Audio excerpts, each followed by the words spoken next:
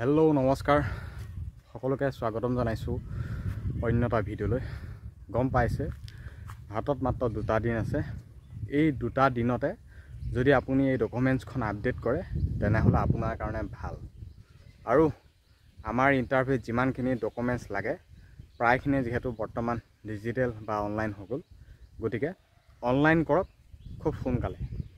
যদি আপুনি ইণ্টাৰভিউ জেগাত এই অনলাইন ডকুমেণ্টছখন দিব নোৱাৰে তেনেহ'লে আপুনি হয়তো ৰিজেক্টটো হ'ব পাৰে।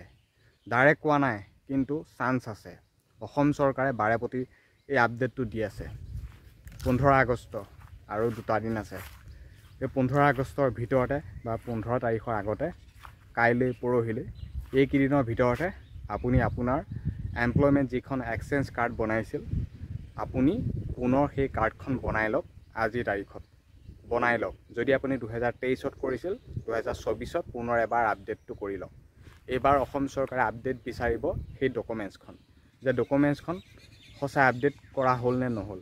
অসম চৰকাৰে সেই আপডেটটো বাৰে প্ৰতি দি আছে।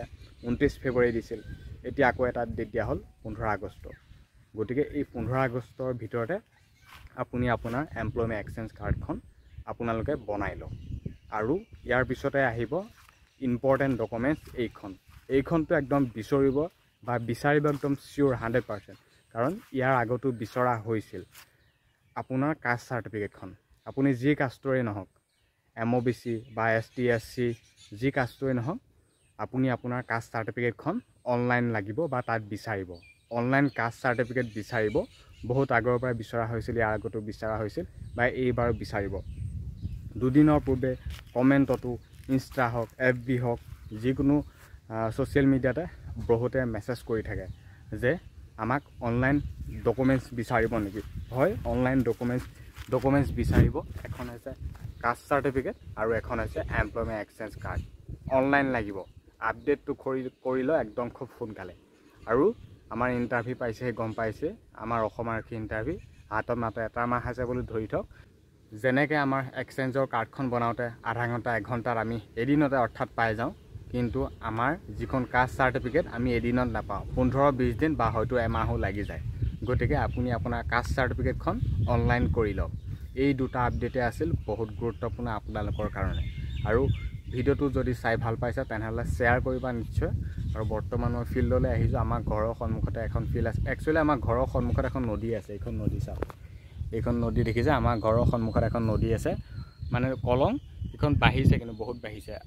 আৰু অলপ বাঢ়িলে এই পাৰটো ওপৰত উঠিয়া দেখিছেনে, ইয়াত মানে আমাৰ উঠি যাব। এই ফিল্ডখনত আমাৰ পানী উঠি যাব। আৰু ফিল্ডত পানী হোৱা মানে আমি প্ৰেক্টিছ কৰিব আকৌ নোৱাৰিম ইণ্টাৰভিউ সময়লৈকে। আৰু পানী বাঢ়িলে প্ৰায় 1 মাহমান 20 দিনমান থাকেই পানীটো। তাৰপিছত আকৌ সোমাওঁতে 10 দিন 15 দিন লাগে বা শুকাওঁতে।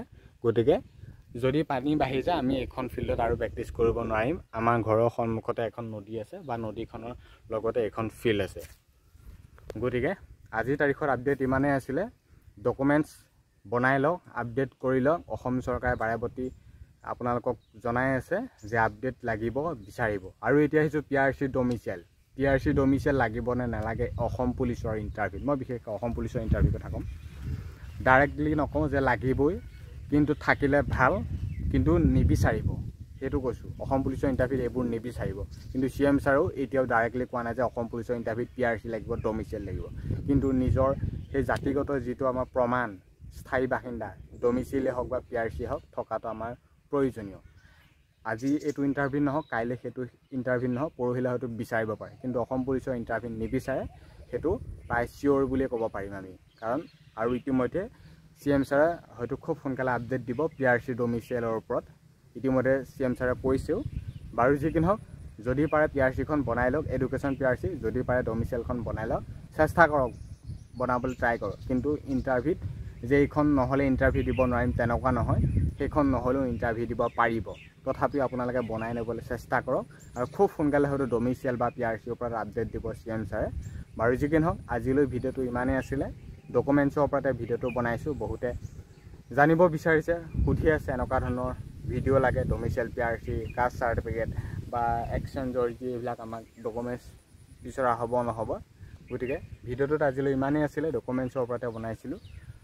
আৰু ভিডিঅ'টোৰ পৰা এতিয়া এইখিনিতে সামৰণি মাৰিছোঁ। ধন্যবাদ। জয় অসম।